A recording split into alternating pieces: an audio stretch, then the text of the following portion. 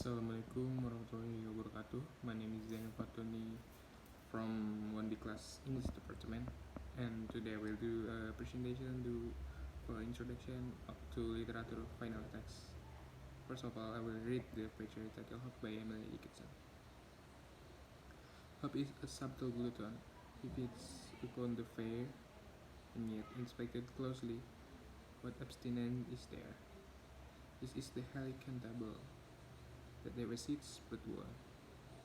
Then whatsoever is consumed, the same amounts remain. And here is the short biography about Emily Dickinson and my analysis of the poetry.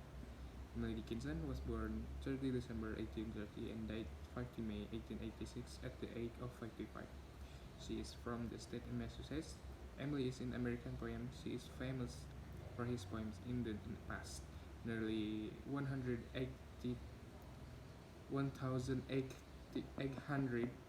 poems have been written to this day. She is famous for his poems full of text and unique words. She spent most of her life at home. Emily loves flowers and uses them to expressing her feelings in her poems. One of Emily's poems is Hope. The poem tells hope like bird persists in the soul, showing that the soul itself hope's home. Hope is directly linked with the human spirit, where it sings without ever stopping. This perseverance then is a representation of humanity. Infinite capacity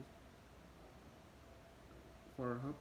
In other words, hope shows its importance in the time of adversity and seems to guide people through that adversity. This point could apply to humanity challenge and in a general sense or it could relate to more personal experience like individual grief and loss.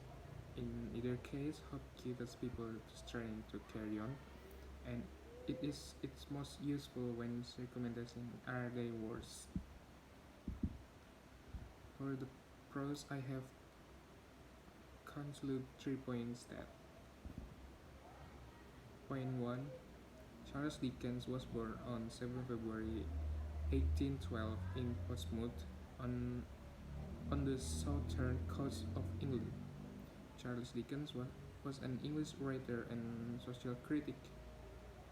He is now considered a literary genius because he created some of the world's best known fictional characters and is regarded as the greatest novelist of the Victorian era.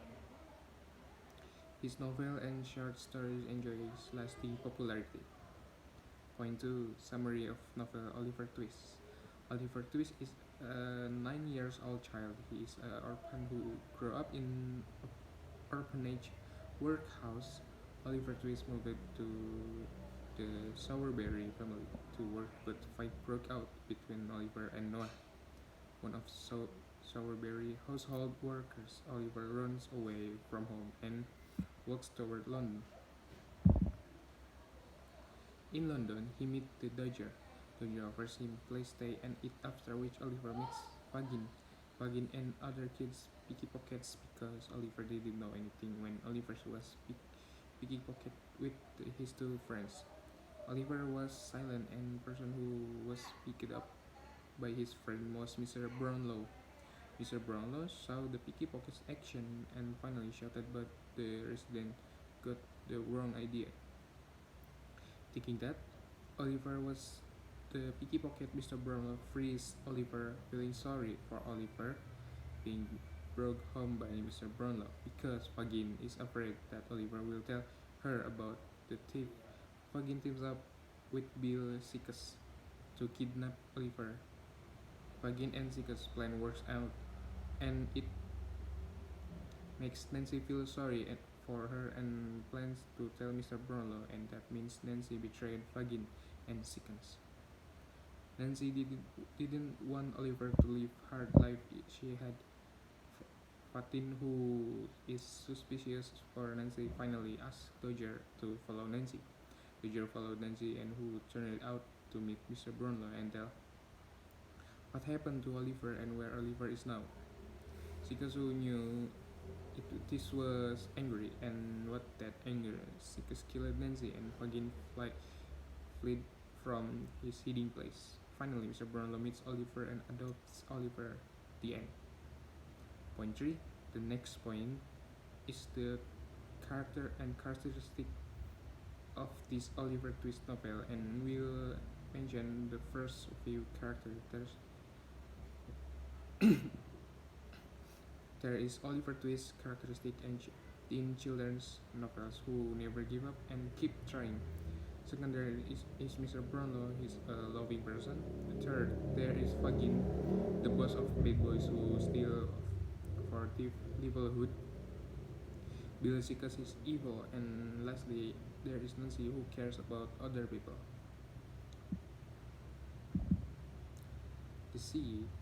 Then at the last, I will answer a question about the video that I watched. Number 1, where Mr. Stephenson suddenly go away to a business, and where is Boston? Number 2, what does Mrs. Stephenson overhear on the phone when trying to contact her husband? The answer is murder.